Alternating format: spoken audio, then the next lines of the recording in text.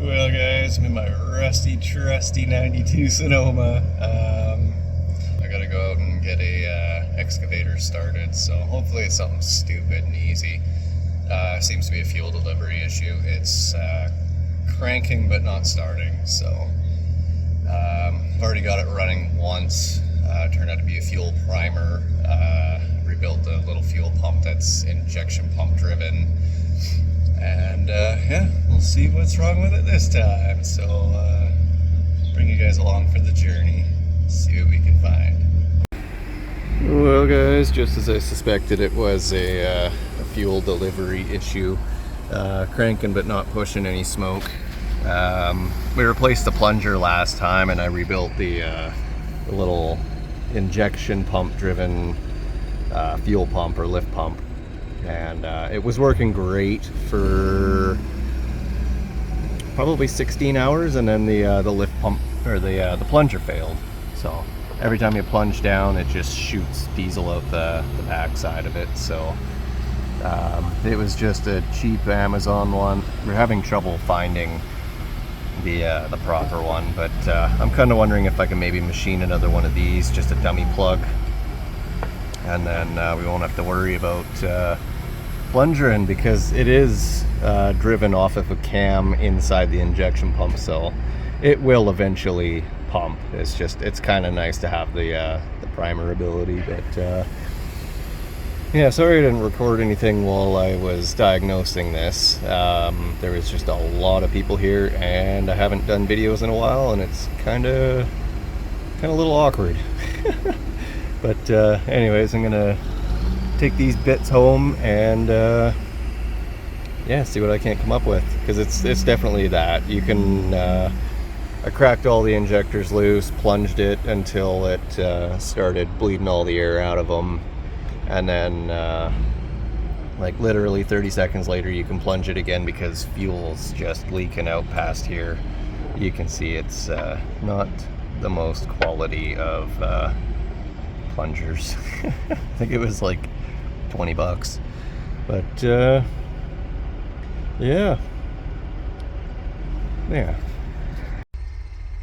Alright, well, while I'm here, I'm gonna check out their forklift as well. They needed something's up with it. It seems to be stuck in reverse. It's a giant ass Heister forklift, so I think it's something in the column, the shift actuator. I don't think it's working properly. You can hear it click into reverse, but you can't hear it click forward. So I'm just gonna pop the cover off and have a quick peek at it, and then try to wrap my head around how that thing works. Hopefully it's not air or anything, but yeah, we'll have a quick peek. I need my assistant, Mr. Phillip. Alrighty, so this is the thing that I've got in question. I can't really record a whole lot of outside stuff, but I don't know, that's slightly problematic.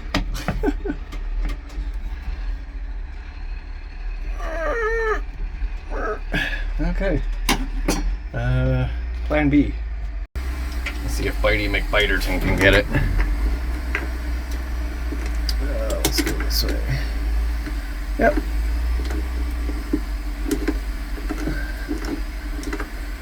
Hopefully these aren't the world's longest screws. Huzzah! Only the world's second longest screws. But yeah, I think that's the issue. So let's dig into it a little bit. Alright, so looking at this thing, it looks really simple. It looks like it pushes down a little plunger there, and it just creates contact. You can see right in here that something's moving. If I can actuate it, there we go. So it could have dirty contacts inside. Not really too sure. This would be my first time working on something like this.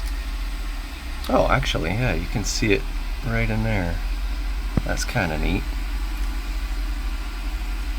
So, does anything move on the other side like that?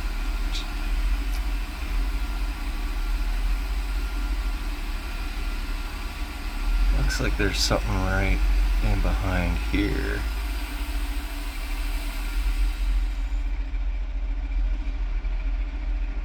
Yeah, I'm gonna go grab my multimeter and we'll see what this thing's doing. Alright, well I just ohmed everything out and both sides are responding the same. The one thing that I did notice though is this blue wire right here. You can see how much play there is in there. I don't know if that's affecting it, but it is on the forward. It is on the forward gear, so that might be enough. I guess I'll fire it up and see if I can get it to act differently. Alright, we're just waiting for the air pressure to build up on her. Then we'll try jiggling it. If that does anything, or even if it doesn't do anything, I might try to swap the wires end for end and then see if it only goes forwards. That'd be a good way to eliminate the switch as a potential problem. So, almost 90, not quite. Alright, well, I've never really dealt with anything with air brakes, but you gotta push and hold it, and then it stays in. So, let's see if we got any kind of forwards action.